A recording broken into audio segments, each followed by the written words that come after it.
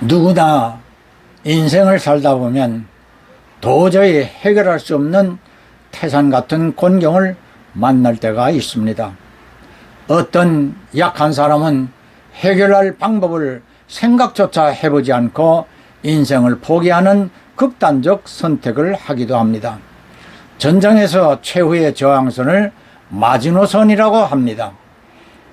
패전을 거듭하며 후퇴를 하다가 마지노선까지 물러서면 이제 더 이상 물러설 수가 없어 적에게 항복을 하거나 최후의 항전을 각오한 채 전세를 바꿔보려고 시도를 해봅니다. 마지노선 또는 마지노 요새라 부르던 지역은 1936년 프랑스가 독일과 국경 지역에 쌓은 긴 요새를 말하며 프랑스 국방장관이던 앙드레 마지노의 요청으로 1927년부터 알지스에서 로렌에 이르는 700km의 긴 참호선 벙커를 당시 160억 프랑의 큰 예산으로 건설하였습니다. 1차 대전에서 독일군이 이 방어선을 넘지 못하게 하였지만 2차 대전에서 1940년 히틀러의 독일군은 먼저 벨기에로 침입하고 이곳을 우회하여 프랑스로 진군하므로 이 방어선은 무용지물이 되어버렸습니다. 최후의 방어선 또는 넘어서는 안 되는 선, 넘지 못하는 선을 우리는 마지노선이라고 일컫습니다. 앞에서 언급한 것처럼 인생을 사는 사람들도 마지막 같아 보이는 최후의 저항선을 만나게 되듯이 이 마지노선을 돌파당한 40만 명의 연합군은 프랑스 해안까지 밀리게 되는데 더는 물러설 것이 없는 덩케르 바닷가 앞에 섰습니다.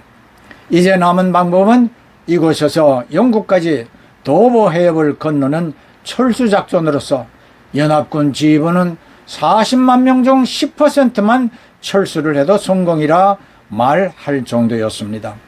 그러나 기적이 일어났습니다.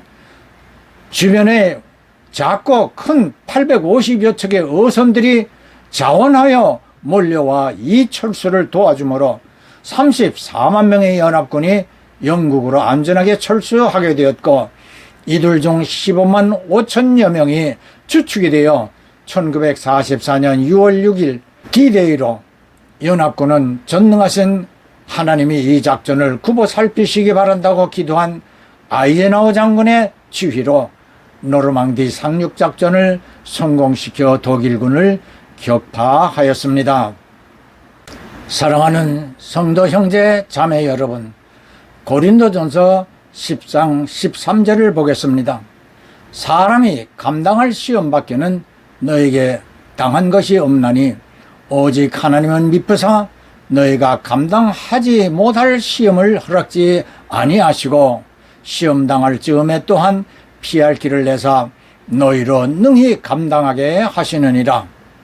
여기에서 시험은 아브라함의 믿음을 확인하시려고 이삭을 바치라고 명하신 시험인 테스트를 말하는 것이 아니고 사탄의 간교함으로 아담의 아내 하와를 시험한 유혹 템테이션으로 욥기 1장 1절로 12절에 기록된 대로 믿음이 신실한 욥을 시기한 사탄이 하나님께 참소하여 욥에게 극심한 피부병을 주어 믿음을 잃어버리게 하려고 하나님께 허락을 받아 욥에게 시련을 갖게 하였지만 하나님은 절대로 욥의 생명에는 손을 대지 못하게 하시고 욥이 감당할 테스트만 주게 하셨습니다. 그리고 하나님은 욥이 사탄의 시험에 당할 즈음에 욥과 계속하여 교통하시어 그 시험을 잘 감당하게 도와주셨습니다. 피부가 너무 가려워 뼈가 보일 정도로 기와장 조각으로 긁어야 했습니다. 욥의 아내는 남편의 믿음을 어리석게 보고 욥에게 하나님을 원망하고 죽으라고 화를 내었습니다만 끝내 욥의 믿음을 기뻐하신 하나님은 욥에게 이전보다 갑절의 은혜와 복을 내려주시었다고 욥기 42장 10절로 17절에 기록하였습니다. 갈대상자의 저자인 김용애 권사는 1955년 설립된 신학대학인 한동대학교 초대 총장 김영일 박사와 함께 개교 이후 바람잘날 틈이 없던 학교 운영의 어려움 속에 IMF까지 겹쳐 교수 월급을 주지 못할 처지가 되어 정부 지원금 일부를 굶고 있는 교수들에게 월급으로 일부 지급한 것이 공금 유용이라는 모함을 받아 53일간 구속된 바 있습니다. 미국의 항공우주국과 한국의 카이스트 연구원과 교수로 부러움 없던 그에게 한동대를 맡게 하신 하나님을 원망할 정도로 당시의 학교 상황은 한치 앞을 볼 수 없는 캄캄한 실정이었으나 한국교회가 하나같이 모금을 해 학교의 위기를 모면하게 해 주었습니다.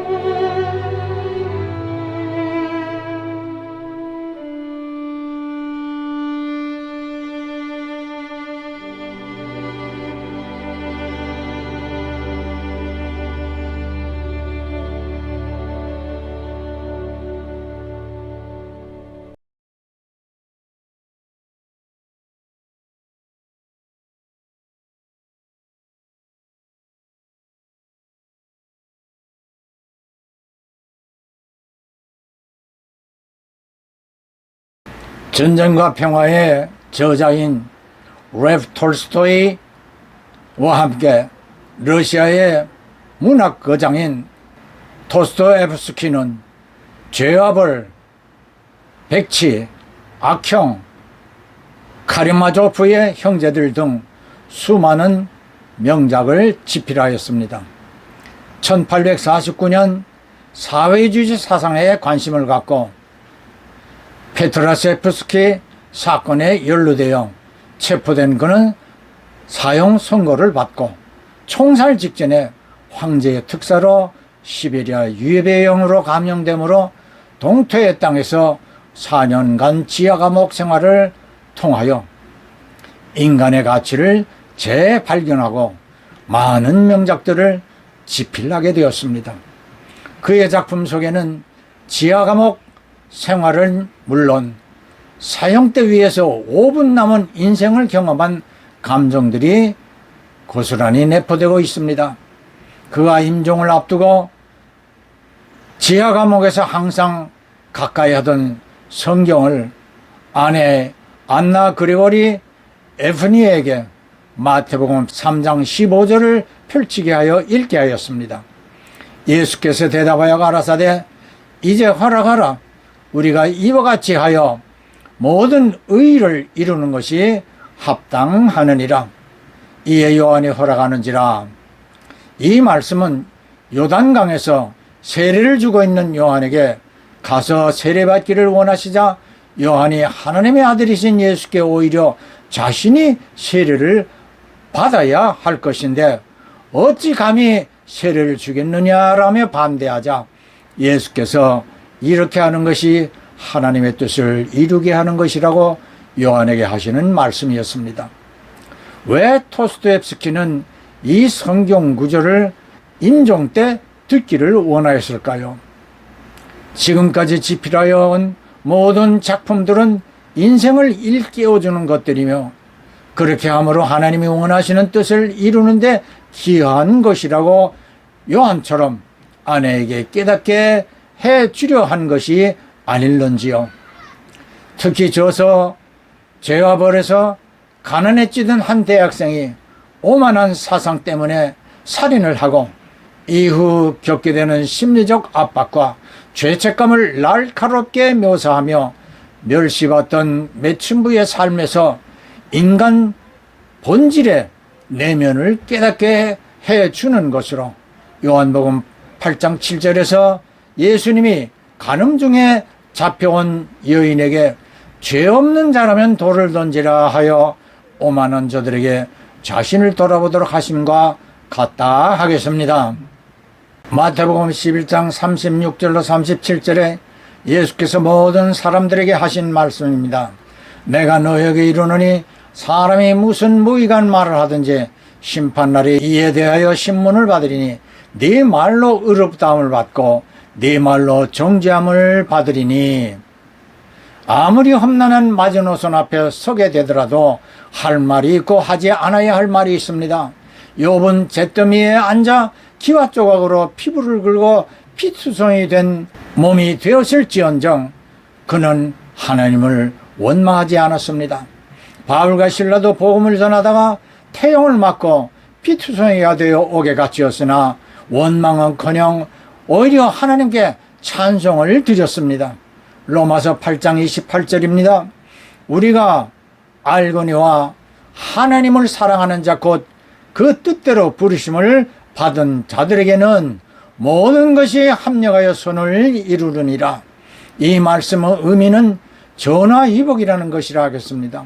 하나님을 사랑하는 성도들은 모든 것이 실수이든 재난이든 오히려 그것을 통하여 하나님은 전화위복이 되게 해 주심으로 저와 여러분은 누구에게든 마지노선에 서게 되는 경우를 당하게 될지라도 지나고 돌이켜보면 그때엔 고난을 당하는 것인 줄 알았지만 그 일을 통하여 하나님은 오히려 은혜를 체험하게 해주는 기회가 되게 해주심을 알게 해주십니다.